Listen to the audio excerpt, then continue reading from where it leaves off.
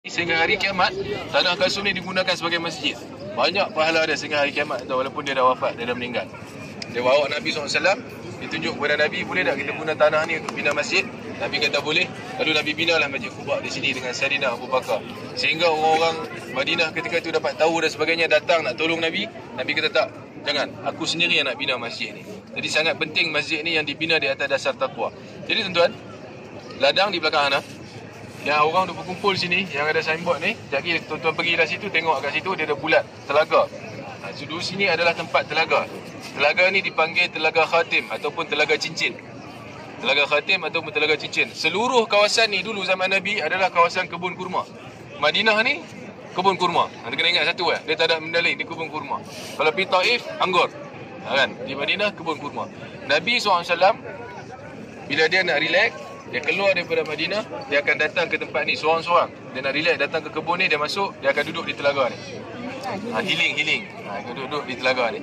Satu hari bila Nabi keluar, Abu Hasan Al-Asy'ari dia kata, hari ni aku nekat, aku nak ikut Nabi. Mana dia pergi ni selalu dia hilang.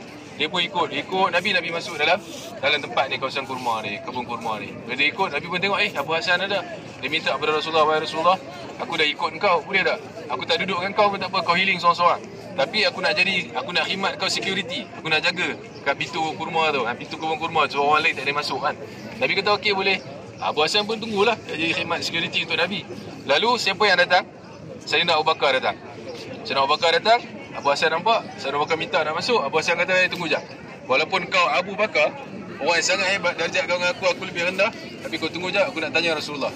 Dekat sini tuan-tuan, hadis ni mengajar kita, walaupun satu adab berguru lah, walaupun dia tu darjat lebih tinggi, lebih rendah daripada Abu Bakar, dia tetap minta izin dulu untuk tanya Rasulullah SAW. Jadi pergi tanya. Rasulullah kata, izinkan Abu Bakar masuk dan khabarkan kepada dia bahawa dia adalah ahli syurga. Seronok lah bila Rasulullah beritahu macam tu kan. Abu Hasan pun beritahu kat Abu Bakar, izinkan kau masuk dan Rasulullah suruh aku beritahu kau bahawa kau adalah ahli syurga. Tuan-tuan, ketika tu Nabi duduk di telaga, dia ada tebing kan. Macam kita telaga Indonesia dulu kan. Dia tebing macam sungai tu, Rasulullah duduk, Rasulullah singkapkan jubah dia. Dan singkapkan jubah dia, nampak betis dia. Rasulullah SAW, dia punya aurat bukan macam orang biasa. Aurat dia orang boleh tengok sampai betis je. Tu pun bukan semua orang, ahli keluarga sahaja boleh tengok sampai betis. Lain-lain tak boleh tengok. Sebab tu ketika mana Nabi wafat, mandikan jenazah Nabi, sahabat-sahabat yang ahli keluarga sahaja yang melihat tubuh Nabi, yang tanpa surat benang ni lah. Tapi kalau sahabat yang lain, semua ni cuci dengan pejam mata. Sebab kalau mereka lihat tubuh Nabi tanpa aurat, maka akan buta wajah mata mereka. Itu sebab dia tuan-tuan. Jadi